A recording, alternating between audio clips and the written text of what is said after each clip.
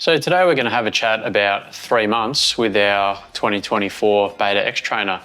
The things we've added to it, the things that we've tested on it, and just to get a general feel of how it's been. So we've both had a ride on it, and I love this thing. It suits my weight and my height very well. And Furs, you've ridden it a bunch of times now as well. What do you think of it? It's been really surprising.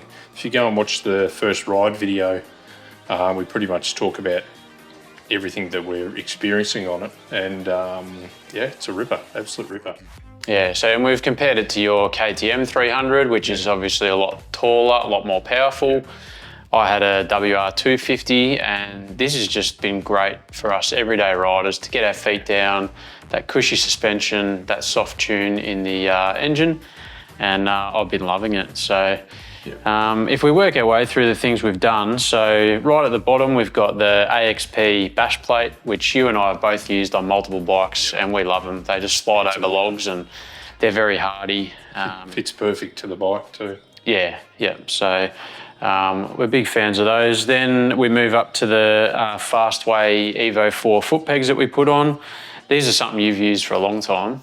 Yeah, I sort of saw them a few years ago, and again, check out the video. Very expensive, but to me they're worth it.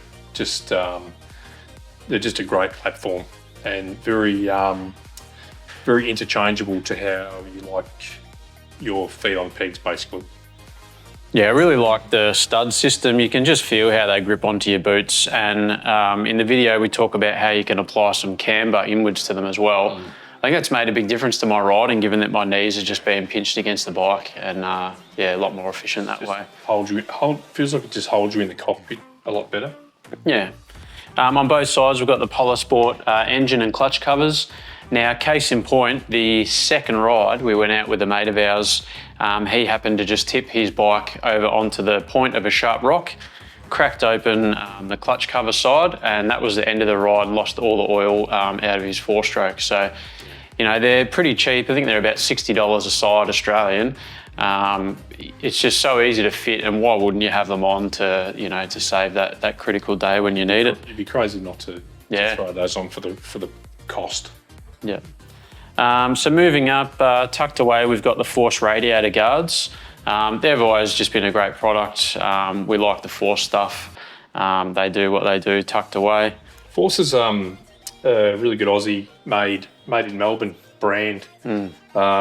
So they're just super tough. You see them used around the world.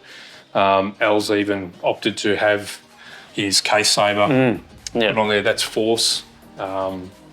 Beta have those on their website as well, and you can also get them directly from the manufacturer or MX store, or probably a lot of other online retailers. Yeah, to be fair, it was nice to be able to order a lot of this stuff just through Beta website, and just it was a bit of a simpler process. It all came with the bike, with the parts that we would want to fit. So moving up as well, Stag Pegs. Both you and I have used these on multiple bikes over a number of years. So what do you see the best benefit from Stag Pegs being?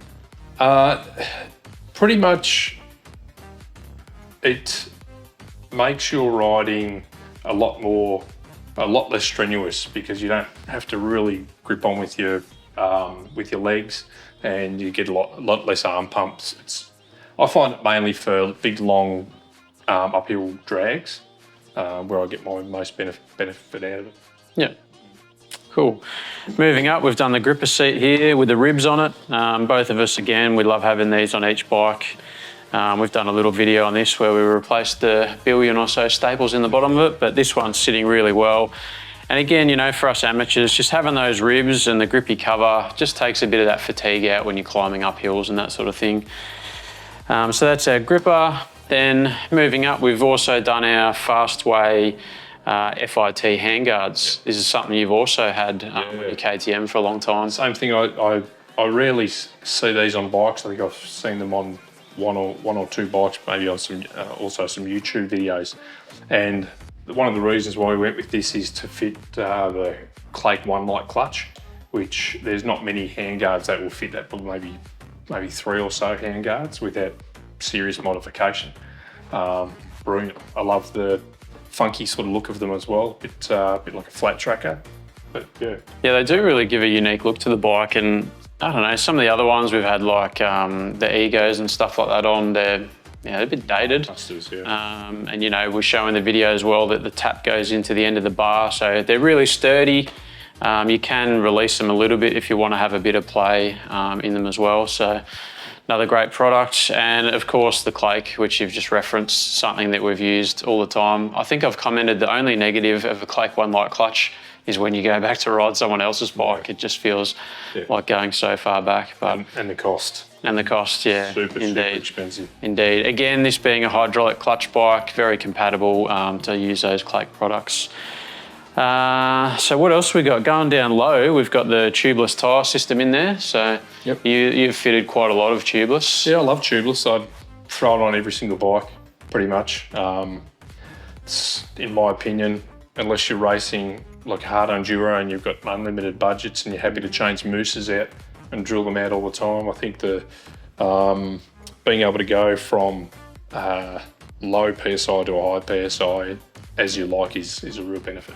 Yeah, and I don't think either of us have used the Moose, but I just think for longevity, we know those tubeless are going to last a long time. If we get a puncture, we've got our plug kits and we can still roll home on 0 PSI if required. So they've been excellent to us over the years. We've been pairing those with the Shinko and the Golden tyre on a number of bikes as well, which has worked well with us.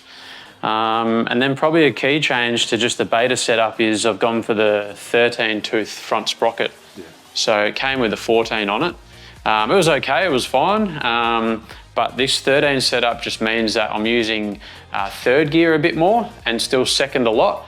And I just find that's how I like to ride. Really, this bike loves to lug.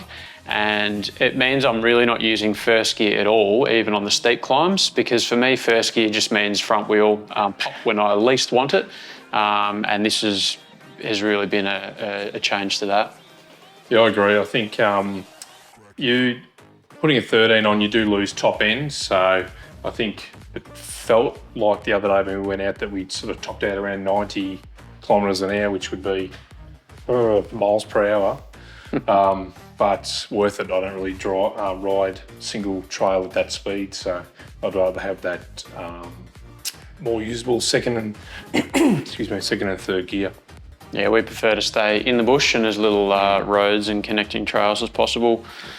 You got the tugger strap up the front there that's got us out of trouble a few times. Many times. Yep, just a great addition. It's so easy for one of your mates to come up and just help you out of a rut or a bog there. The Beta as well has got really good rear handguards, so in combination it's pretty easy to lift yourself up out of ruts and that sort of thing.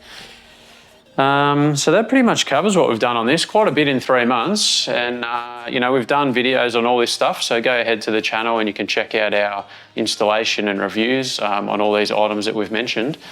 And we're going to continue this journey and just enjoy getting out on our mental health machine, getting out in the bush and enjoying the single trails. Loving it, looking forward to it. Yeah, we'll see you on the next one.